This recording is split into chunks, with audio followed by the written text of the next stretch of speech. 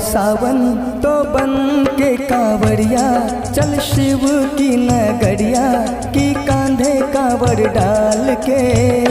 पथ विकट है चल न संभाल के, रंग गिरवा पहन ले चोला, बुला रहे हैं भोला ये पावन माह साल के। पथ विकट है चल न संभाल के।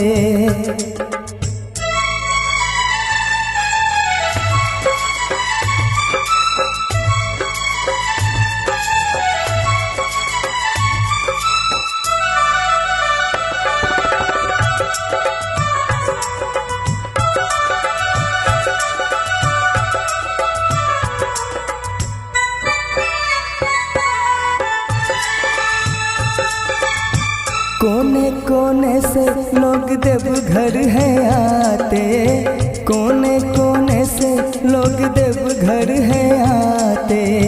गंगा जल भर कर लाते, जिसको चढ़ाकर शिवलिंग के ऊपर मन की मुरादे है पाते। बांझन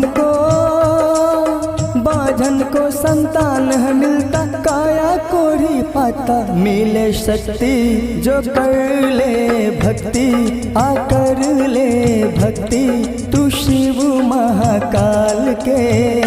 पथ विकट है चल न संभाल के, हो आया सावन तो बन के कांवरिया, चल शिव की नगरिया की कांधे कांवर डाल के। पथ विकट है चल न संभाल के।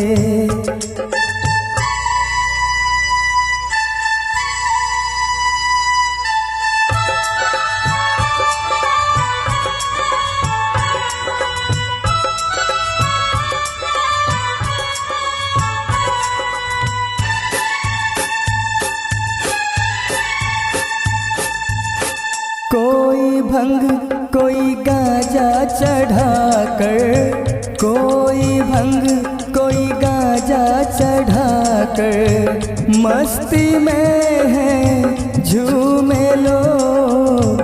पढ़ सबके लब पर नारा बोल बम, साधु साध रहे हैं यो।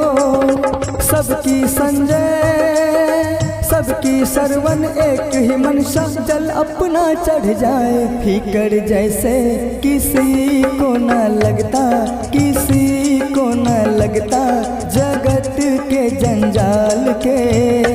पथ विकट है चल न संभाल के, हो आया सावन तो बन के कांवरिया, चल शिव की नगरिया की कांधे कांवर डाल के। पथ विकट है चल न संभाल के, पथ विकट है चल न संभाल के।